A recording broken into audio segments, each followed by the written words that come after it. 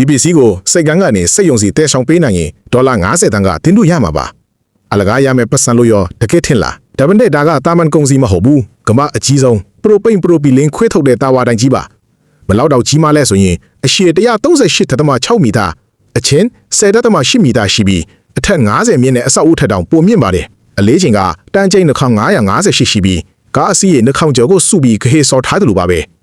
ဒါကိုနည်းနည်းလေးရွှေ့ဖို့ကြိုးစားတာတောင်မိုးမြောက်တဲ့ကြီးတစ်လုံးကိုရွှေ့နေရတယ်လို့ပါပဲတရုတ်အင်ဂျင်နီယာတွေကတလကြိုတင်ပြီးအစီအစဉ်ဆွဲခဲ့ကြပါတယ်